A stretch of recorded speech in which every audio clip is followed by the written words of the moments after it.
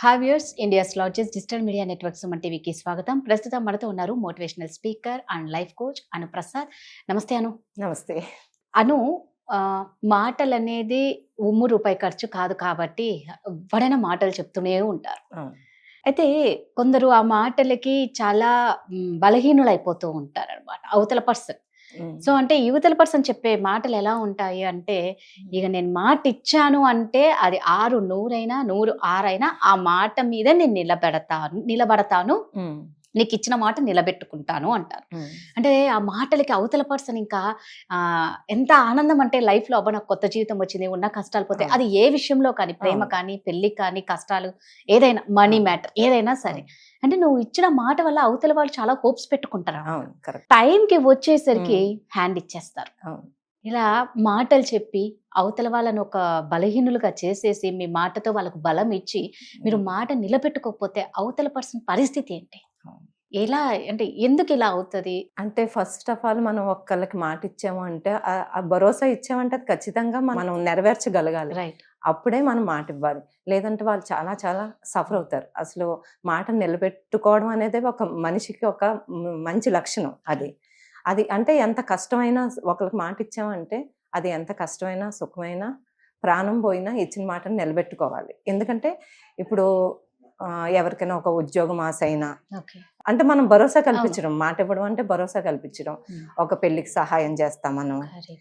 ఎన్నో ఉంటాయి, చిన్న చిన్న సహాయాలు ఉంటాయి, పెద్ద పెద్ద సహాయాలు ఉంటాయి. ఏదైనా సరే మనం వాళ్ళు ఎన్నో హోప్స్ పెట్టుకుని దాని మీద ఒక అమ్మాయి పెళ్లికి మనం సహాయం చేస్తాము అని మాట ఇచ్చామనుకో, దాన్ని బట్టి వాళ్ళు పనులు స్టార్ట్ చేసుకుంటారు. మనం టైంకి హ్యాండ్ ఇచ్చేస్తే ఇంకా వాళ్ళు ఏమైపోతారు, అలా కొంతమంది ప్రాణాలు కూడా పోతాయి. ఇచ్చిన మాట వాళ్ళు నెరవేర్చకపోతే పాపం వీళ్ళ పరిస్థితి అధోగతి అయిపోతుంది కదా. సో మనం ఒక మాట ఇచ్చాము అంటే అది నెరవేర్చగలిగితేనే ఇవ్వాలి.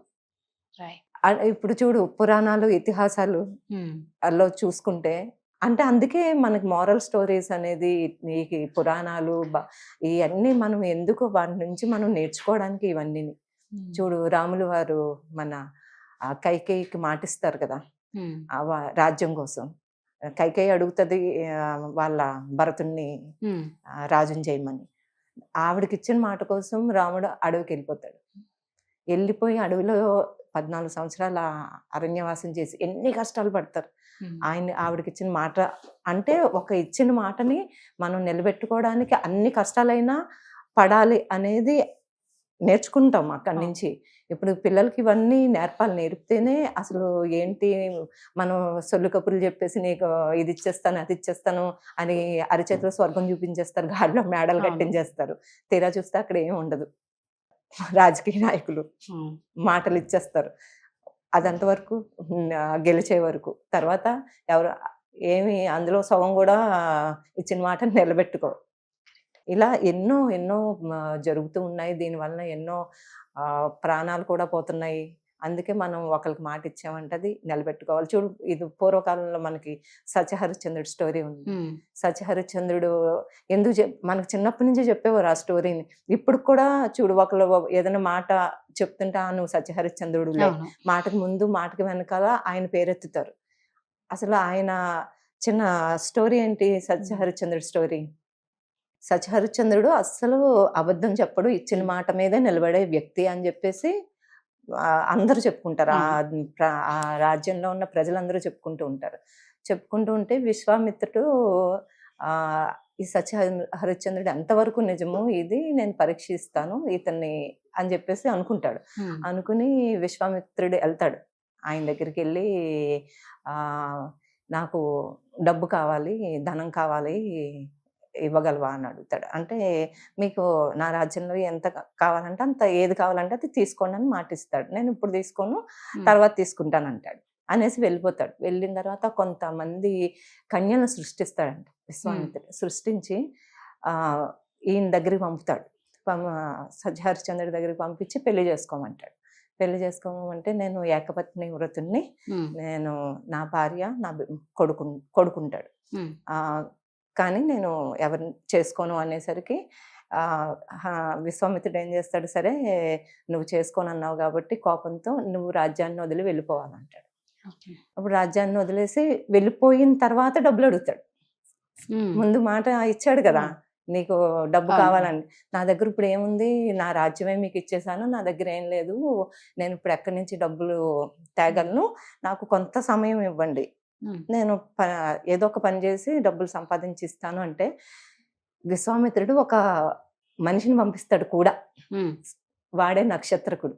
చూడు, నక్షత్రకుల్లా పీడిస్తున్నాం అంటారు చూడు, అదేనమాట విశ్వామిత్రుడు శిష్యుడు వెళ్తాడు అనమాట హరిశ్చంద్రుడి దగ్గరికి వెళ్ళి తను ఏం చేసినా ఇంకా షంటేస్తూ ఉంటాడు అనమాట, డబ్బులు డబ్బులు డబ్బులు అని షంటేస్తూ ఉంటాడు. ఎంత సంపాదించి అసలు ఏ పని చేసినా, అతనికి రాజు కదా అప్పటి వరకు, కింగ్, పాపం అతను ఏం చేయగలడు, అతనికి పని చేసే అలవాటు కూడా ఉండదు కదా. అప్పుడు భార్య అంటది అనమాట, నన్ను అమ్మేయండి, ఆ వచ్చిన డబ్బుని అతనికి ఇచ్చి పంపించేయండి అని. అన్ని దమయంతి అని చెప్తే అమ్మేస్తాడు ఒక బ్రాహ్మణుడికి. ఆ బ్రాహ్మణుడు వైఫ్ టార్చర్ పెడుతూ ఉంటుంది పాపం ఆవిడ్ని, వైఫ్ని, సత్యహరిచంద్రుడి వైఫ్ని. అయితే ఆ వచ్చిన డబ్బు నక్షత్రుడికి ఇచ్చేస్తే, నక్షత్రుడు ఏమంటాడంటే, నాకు ఇవి దారి ఖర్చులకే సరిపోవు, మా గురువు గారికి నేనేమి ఇస్తాను అంటాడు. అంటే అప్పుడు భార్య చెప్తుంది, తనకి తనే అమ్ముడైపోతాడు, అది కాటికాపరికి అమ్ముడైపోతాడు సత్యహరిచంద్రుడు.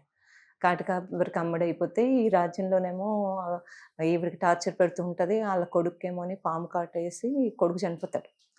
చనిపోతే శ్మశానానికి తీసుకుని వెళ్తుంది అనమాట. కొడుకు చనిపోయాడని ఏడుస్తూ వెళ్తే, అక్కడ సత్యహరిచంద్రుడు కాటికాపరికి అమ్ముడిపోయాడు కదా, అక్కడ పనులన్నీ ఆయన చేస్తూ ఉంటాడు అనమాట శ్మశానంలో.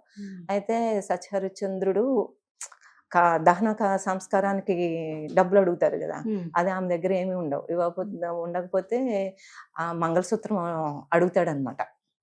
నీ దగ్గర ఏమీ లేకపోతే నీ మంగళసూత్రం ఇమ్మంటే, ఆ మంగళసూత్రము ఆవిడకి ఏంటంటే, ఆవిడకి వరం అనమాట, ఆ మంగళసూత్రం భర్తకి తప్ప ఎవరికి కనిపించదు. ఎప్పుడైతే ఆవిడ మంగళసూత్రాన్ని అతను చూసాడో, ఇతనే నా భర్తని, అదే తనకి తెలుస్తుంది అనమాట. తెలిసి ఇద్దరు కలిసి కొడుకుని పట్టుకుని ఏడుస్తారనమాట. ఏడుస్తూ దహనం చేసే టైంకి శివుడు వచ్చి బతికిచ్చేస్తాడు బాబుని. బతికించి అప్పుడు చెప్తాడు, నువ్వు ఇచ్చిన మాట కోసం ఇన్ని కష్టాలు పడ్డావు, నీది చరిత్రలో ఎప్పటికీ నీ పేరు అనేది నిలిచిపోతుందని. అప్పుడు విశ్వామిత్రుడు కూడా తను మాట తప్పడు అని చెప్పేసి చాలా మెచ్చుకుంటాడు అనమాట. అందుకనే చూడు, మాటకు ముందు మాట వెనక కూడా ఎన్ని కష్టాలు పడి పెళ్ళం తను అమ్ముడైపోయినా సరే ఇచ్చిన మాట కోసం ఇంత చేశారు. ఈ రోజుల్లో అంత నిజాయితీగా ఎవరున్నారు? అన్ని మోసాలు, చీటింగ్లే తప్ప. అందుకనే ఈ ఇతిహాసాల నుంచి, పురాణాల నుంచి మనం నేర్చుకోవాల్సింది ఏంటంటే, ఇవ్వకండి. ఒక మాట నీకు చేసే బెటర్ ఇచ్చి వాళ్ళని స్ట్రగుల్స్ లో అప్పటికప్పుడు వాళ్ళు అప్పులు సృష్టించుకోవాలి, అప్పులు పరిగెట్టాలి, అవి తీర్చలేక. ఏదైనా మనం చేయగలుగుతాము అన్న పని అయితేనే మాట ఇవ్వాలి తప్ప అదర్వైజ్ ఇవ్వకపోవడమే బెటర్. ఎందుకంటే అవతల వాళ్ళు చాలా ఎమోషన్ గా ఫీల్ అయిపోతూ ఉంటారు, వీక్ అయిపోతూ ఉంటారు. ఇచ్చిన మాటని నిలబెట్టుకోవడం అంటే నీతిగా ఉండడం, ఒకళ్ళకి హాని చేయకుండా ఉండడం, స్వార్థం లేకుండా ఉండడం, ఇవన్నీ ఇచ్చిన మాట నిలబెట్టుకోవాలి అంటే. థ్యాంక్ యూ అన్న. Thank you.